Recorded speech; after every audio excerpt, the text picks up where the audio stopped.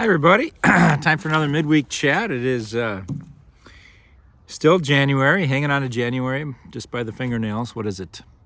Yesterday was the Feast of St. Thomas Aquinas, so today is the 29th of January. I don't know if you know where I am or not. It's a little park on Half Moon Lake. Carson Park is just above where they play the high school football games and the Eau Claire Cavaliers and Express and the high school teams and baseball, I suppose. I don't know if the Blue Golds play here or not, but Carson Park up there. So this is it's a nice view here too, but I thought that sandstone bluff looked pretty. I'll just show you what we got going here. So one of the many just beautiful spots in Eau Claire, right?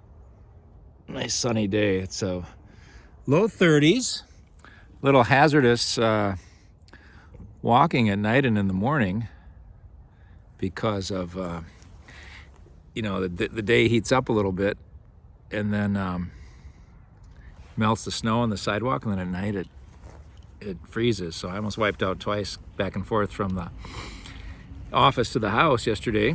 So be careful on those sidewalks. Got my nice mittens here. Went to Lacrosse yesterday, had a meeting with the St. Ambrose Financial Services Board. I'm serving on that. And I like to go to the food co-op when I'm down there and score some cool things. I try to get one of these if I'm running low. This is shampoo in a bar. I know Sharon promotes shampoo in a bar. This is the best shampoo I've ever used. It's fantastic. And my favorite things, the snack bar. Look at those babies. Wheat germ, peanut butter, honey, chocolate top. So it's the People's Food Co-op in Lacrosse. I should ask the I don't know if our food co-op has a bakery. They have a lot of great things. It's a great store. If they do have a bakery, I should see they could get this recipe from Lacrosse. Wouldn't have to travel. But when I started out, I guess I'm getting old, but these used to be like $1.50 or something. They're $4 a shot now. So if you want to get a dozen, shoot, I set myself up for math. I'm good at math though. A dozen times 4 is $48 for a dozen. That's a lot, So anyway, it's a nice trip back and forth. They usually carpool with guys, but they couldn't go, so I drove myself. Had a little more time to shop at the food co-op down there. Got a bunch of parish news, a few things about this and that. What do we got? Oh, please, I hope this is, oh good. I thought I have all these papers and they all kind of look the same. So I'll grab papers and sometimes I grab the wrong ones. Oh, I didn't bring my Jubilee. So last week I showed you the Jubilee logo, but then I forgot to explain the symbolism of it. And now I printed it out again, but I didn't take it off the photocopy tray. But you'll see it, and I'll try to do it again next week. You'll see it hanging in church now. And it's sort of like these 4 human figures with like capes kind of drawn sort of not cartoonishly but not realistically. They're not like it's a design, and they're the front one is clinging to the cross and the other ones are clinging to each other. It's like from the 4 corners of the earth the cross of Jesus draws us, and the theme is pilgrims of hope. So they're on a journey, they're clinging to the cross, and at the bottom of the cross it morphs into an anchor, which is a symbol of hope biblically, right, from our New Testament. So you'll notice that if you're in church, or I think even on this video stream you'll pick it up when it's the wide shot. Thanks to our video streamers, they started with COVID, and we still get about 250 people a week that tune in and take part in our mass virtually. There may be some who do it instead of coming to church, but I think people tend to prefer coming to church. They feel the connection and the energy more. But it does certainly serve a lot of our homebound folks, or people from far away that just want to see what's going on at St. James and hear some of our beautiful music. And so that's good. Thanks to Don and I I kind of gave him the initial nudge to try to set this up back when COVID started. We never missed a beat. And then Landon jumped on right away and then Steve Dickoff, and got Patrick going now. And anybody who wants to do that as a way to serve the parish, that'd be great. They could always use some more team members to video stream the Mass. So, okay. All right. Bishop news. I was going to just say, Bishop to me is very impressive. I can't say I'm getting to know him real well. I don't see him that often. But I am impressed with his presence. He is a humble guy, but he's also assertive. He said some things at the meeting yesterday that he thought maybe wouldn't be real popular. And sometimes when you do that, it's good, as he did, just to kind of preface it. I'd like to say something that maybe won't really be popular when I say this, but I just want to say that, and then you say it. That's kind of a nice way of doing it. Sometimes we get nervous when we're going to be a little confrontational about something, and then some edge comes to our voice, and it maybe puts people on defensive. And so I think he has this really nice mix of humility and assertiveness. He knows he's the leader of the diocese in a good way, and he's a servant leader, and he wants to serve well. He knows that takes being an active presence, not just passive, So, but I think he's going to be a really good leader for the diocese. And I think, where does that come from? He reminds me of Pope Francis in that way. Pope Francis, to me, is a humble guy and also very confident that he's where he is for a reason, and his convictions are good ones, rooted in the gospel of Jesus. And I think both those guys pray an awful lot. So to be grounded in prayer can lead to a certain confidence, because we know in the end of the day, we're just accountable to Jesus. In fact, the bishop said that. He goes, I don't care, don't try to impress me, just try to impress Jesus. I think that's true for him too. He goes, I'm not going to try to impress you. My whole idea is just to try to be able to be okay with Jesus, and I don't want you to try to impress me either. Let's just try to impress Jesus together, And he also said, I think it's pretty popular right now. It's kind of honeymoon phase, and I said, it seems like people really like you, Bishop. And he goes, well, that's because I haven't made any decisions yet that people disagree with. He's just sort of feeling out the diocese, and just wait till I make decisions and then see how many people still like me, right? Father Climi, so a lot of you know him. He died, I think, in 2013, and he was the saint, the hero, and for good reason in the city. He was the chaplain at Sacred Heart Hospital for 45 years or something, and lived at the hospital, and always showed up at the right time when people needed him in the emergency room at 3 a.m. and things like that. I forget how I segued that, but I did want to mention him because we have his portrait up in the gathering space now. When they were dismantling Sacred Heart Hospital, I was able to go in there, and they said, would you like any of this? And we were able to get the tabernacle that we use now, and which is in memory of Father Climi. And I also took that big portrait of him. It's a big, I don't know, is it 24 by 24? No, probably maybe 18 by 18 square, and it's hanging now in the gathering space. Got a lot of nice comments about it. Someone was talking. Who was it? Oh, it was Dennis Miller. He came to talk about the Uniroyal film that we showed when rubber hit the road. I kept thinking it was When the Rubber Hit the Road, but it's called When Rubber Hit the Road. That's Steve Dayton and B.J. Hollers put together. And we had that movie night a couple weeks ago. Anyway, Dennis, he's a Christian guy. He's not a Catholic guy, but he was talking, and he looked. I thought he was looking at me, and he said, I'm just really impressed, and I often remember that man. And I thought, it seems odd that he's looking at me, but that's kind of an honor. Some people just have a reverence for priests or something. So I thought, but he wasn't talking to me. He was pointing beyond me to the picture of Father Climi on the wall. So that was more fitting. That was better. But it made me chuckle that I thought for a second he was talking about me. Oh, it's good. Yeah. So So that's some things. More parish news. Trivia night is this Saturday. I don't think it was by reservation, but hopefully people want to come and have a good time. Come with a friend, you come by yourself. They'll form teams. Last time it was going to be teams of 4, but it ended up being teams of 2 because of the number of people that were there. It was a little low, but Beth and Landon put a lot of effort into making it a happy event for everybody. And don't just say, oh, I'm no good at trivia, I'm not going. It's okay. You don't have to be good at trivia.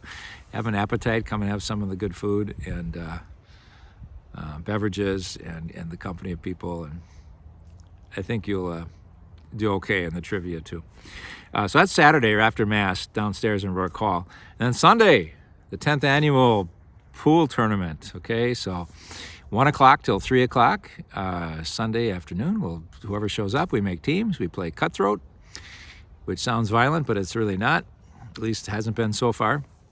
And it's when there's 15 balls on the table, right? And some people are 1 through 5. Some people are 6 through 10. Other people are 11 through 15. Those are their balls, and you try to keep your balls on the table. And you try to sink the other person's balls.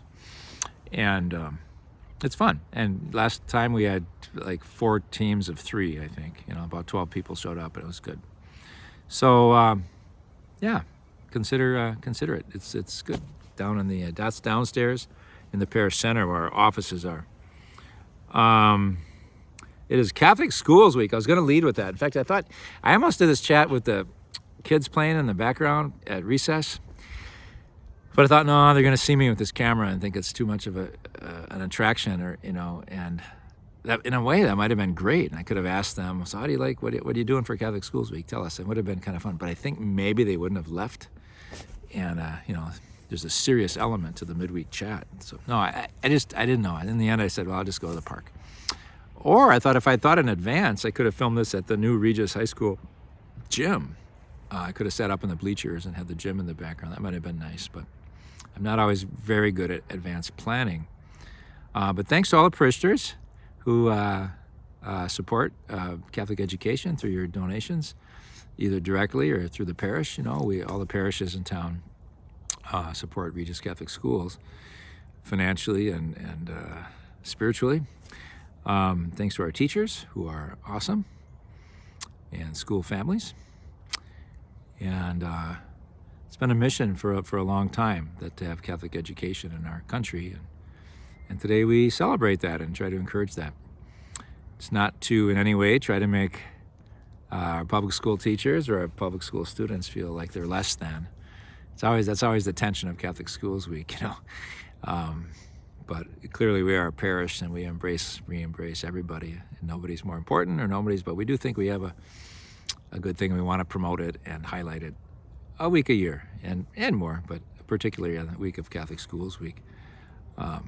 So today they're having the high school team from Regis High School is coming to play the 5th graders in our gym. Do we have a gym? No, but we have Rourke Hall, and they set up these little baskets, and they play there, and it should be just great. It's during our staff meeting, so I don't think I can go, but the kids are really excited about it. The younger kids to watch the older kids play the high schoolers, and the 5th graders themselves are getting kind of pumped up and ready to go.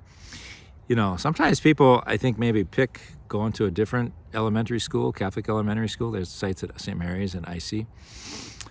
Yeah, for various reasons. Sometimes it's near their parents' work or something, but sometimes I think they go and we don't have a gym, right? Originally there was going to be a gym, but we're the ones that have this huge playground. It's like 3 football fields, and it gets used well, and so it's kind of a trade-off. I think it's good, and it's like the 3 highest scoring Regis High School basketball boys, they all went to St. James. And that's how they all played. They played down in Rourke Hall, so it didn't really hurt their development as basketball players. But Andy Fisher was one, Billy Wampler, I forget who the third was. So anyway, happy Catholic Schools Week to everybody. There's a blood drive on the 19th of February, so a few days after Ash Wednesday, or after Valentine's Day. Ash Wednesday is not till March 5th. Call Ann at the office, or you can go to redcrossblood.org to sign up. It's from noon till 5 p.m. on February 19th. I believe that's a Wednesday. It's usually a Monday thing, but I think this is a Wednesday. I had a nice afternoon. Kelly invited me to be part of a 9th grade hike and afternoon. So I think mainly thanks to the inspiration of Dave Wood, one of our 9th grade catechists, getting the first year of confirmation classes. They went out to Beaver Creek Reserve, which is a beautiful place east of town with woods and hiking trails. There's a observation, I think, to look at the planets and stars, and a nature center. Sometimes we've been on retreat there. Used to do that with our, when I was at Menominee, we had youth retreats out there, and here too.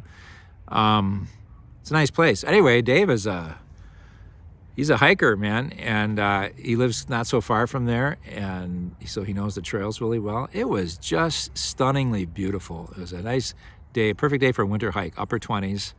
So not so cold, but some people maybe were a little overdressed because you're walking and you got the snow pants on and everything. So they're probably sweating like crazy while they were walking. But so I think I hit it right with how I dressed, and it was a 2-hour hike, and almost all the youth wanted to do it. And it went to Big Falls. Unfortunately, none of the water was running at Big Falls, so you didn't get that sense. But I don't know if you ever enjoyed the outdoors in the snow, but it was just very, very pristine, white, and you heard a little gurgling of some water, and look across at the pines and the leafless birches and maples and oaks, and it was really, really lovely. I don't know if I put up pictures on our Facebook page of that. I took a few photos. So anyway, that was great. A great thing to do with our 9th graders. So thanks, Dave and Kelly and parents who supported that. And then I had to leave because I went to go to Wausau and after the hike. But I think they had a really nice time of face sharing and a campfire. So I'm grateful. And it sounded like it was a really happy, important. It's just like they spent 4 hours together, 5. Good ministry to our youth. Excellent. Daryl Wecken and Ginny celebrate, is it 50, 60? They have a big wedding anniversary. We'll bless them on Saturday. So Daryl, of course, is one of the co-hosts or guest speakers at our When Rubber Hit the Road movie night, because he was the tire rubber workers local union president at the time when it closed. So I just loved his attitude. He said it wasn't just, and there was a lot of corporate greed involved and things like that, but he said it was kind of the attitude like, well, certain things you can't change, and we bounce back, we cope with the way things are, and we move forward. So he wasn't like bitter. It just sounded like he didn't mention Jesus, but it just seemed like not that I thought he should have. He was talking about the Uniroyal plant, but it's a very Christian attitude, I think. That's dying and rising, that life is loss and trust and getting back on our feet, and loss and trust and getting back on our feet. And it can be tough. A lot of people had to relocate, lost their jobs, and we had our Sacred Heart Hospital. That was probably even more devastating in so many ways, because it wasn't just the employees but the citizens. Anyway, I really appreciated it. You could hear the faith behind what he was saying in his talk. Is that about what I have for parish news? I don't know. I want to talk a little bit about, it's been quite a week, has it not? And as far as news, I don't want to step in it too much here, but gosh. I think what the U.S. bishops are reacting to mostly are the kind of executive orders that have come out to really come down hard on immigrants. And it seems to me like there's a pretty strong consensus that if immigrants have come in here, they're not documented, and they've committed crimes, then it'd be probably a good idea if they weren't here, And there seems to be wide support for that, but the actions that are going on are far beyond that. And what affects us most directly, I think, at St. James, and many of our parishioners are the orders to stop the flow of refugees, and it seems, I think they're still trying to see how it all washes out, and to stop immediately the support of all refugees who've come here. So refugees are different from just immigrants. All have the human dignity part, so I'm not trying to put down the immigrants, but refugees have gone through a long process of being vetted, and we keep limiting the number in both parties. It seems like less and less are we accepting refugees, but we had Stephanie Saldana here in October who talked about the plight of refugees in the world. But it sounds like even the current support of so once the refugees arrive, so there's 10 agencies that help settle refugees with the help of the U.S. State Department and funding. And one of them is Catholic Charities. One of them, I forget what it's called, is the Lutherans run. We have World Relief, which is the evangelical Christian arm that settles refugees. And it's divided up by region, so they're not competing with each other. But 7 out of the 10 are faith groups. They do it for faith reasons. And so it's upsetting when suddenly all the funding. So while they're here to help them, I think the program says for 6 months we will pay the rent. The State Department will pay the rent and utilities and some food expenses. And it sounds like that's just being taken away too. So our refugees from Venezuela, Derby and Georgie and Natalia and Ludwig, have 2 apartments, and they actually had the support team over to one of the apartments for lunch the other day, and it was a beautiful hour to spend. And suddenly that support is pretty much gone. So it's it caused the bishops to speak out. So I think a lot of outside observers associate the Catholic bishops with just the issue of abortion, because they've been pretty vocal about that. So there was this whole when Biden was elected president, there was some effort that eventually was turned back. But he shouldn't have communion because he supports pro-choice legislation with abortion. So people are like, well, all the Catholic Church thinks about is abortion. Well, when there's an imminent threat to unborn life, the bishops will speak. But they also are now speaking on this, so which I think is really good. It shows that it's not a political party. It's not just an arm of the Republican Party or something, because that's the more unborn life, and it's not an arm of the Democratic Party. So let's start with Pope Francis and talk a little bit. So he says, no one will ever openly deny that migrants are human beings. Yet in practice, by our decisions and the way we treat them, we can show that we consider them less worthy, less important, less human. For Christians, this way of thinking and acting is unacceptable. Bishop Seitz is the bishop in El Paso. He's spoken out quite a bit. Dignity of a person does not depend on the person's citizenship or immigration status. We recognize the need for immigration enforcement and the government's obligation to carry it out in a humane way. So it's not like the church says, yeah, just be nice to everybody, open borders. They've supported immigration reform for sure. But in a humane way. And it seems like, I don't know, it's good not to try to impute motives to others when we don't know what the motives are. But I don't know. I hope we just don't get lost in, because it was an election issue, and maybe it was part of how the president got elected, because there's kind of an anti-immigrant fervor that he plugged into. Just not to forget the human cost of what's happening. So, it's, what else we got? The USCB chief, so the president of the United States Conference of Catholic Bishops. So our prayer is one of hope that as a nation blessed by many gifts, our actions demonstrate a genuine care for our most vulnerable sisters and brothers, including the unborn, the poor, the elderly and infirm, and migrants and refugees. the just judge expects nothing less. So if your whole world is politics and partisan politics, I think I mentioned last week, the church teaching doesn't just set up with one of the parties. It was a little, I have to say, it was quite disconcerting for me to hear the vice president talk, and he really slammed the U.S. bishops for promoting a more humane treatment of immigrants and refugees. And he accused them of having financial motive because the State Department gives money to help support that, and the Catholic Charities is an agency.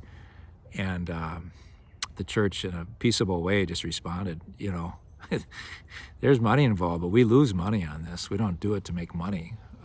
We get support for what we're doing to defray the costs, but it's not a money-making thing at all. It's a money-losing thing, but out of Christian charity, we want to do it.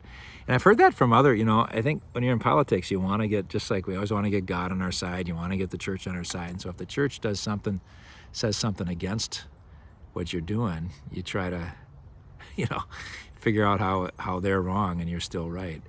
And I just think it's really barking up the wrong tree. And even suggested that, I don't think he would say this literally, but said, the church would do better to keep people out so they don't traffic little children, sexual trafficking, human trafficking. So, the insinuation was the church doesn't care about children's welfare. They just want to take care of people that are problematic in our world, and it just is so twisted and wrong. And I've heard it before. I heard that first a couple of years ago. Someone was insulting the church defense of migrants as a money-making deal. And it's not true. So, golly gee, isn't that something, what people come up with? Oh yeah, what to say? I know, and a lot of people are getting fired at work, and grants are ending, and it feels like a purge, and there's this, I don't know, it's like I've heard that the policies, so a lot of federal employees are getting just fired because they're not seeming in conformity with the vision of the administration. And obviously when it's like a pastor, when you become a pastor, you have a certain view of church or parish or liturgy, how to do mass, and you want a director of liturgy that kind of agrees with how you look at things. It's understandable. Or a bishop comes in and he's got a vision of what needs to be done and how he wants the diocese to look, and it's all fair enough. And yet I think good pastors and good bishops don't purge people that don't agree with them.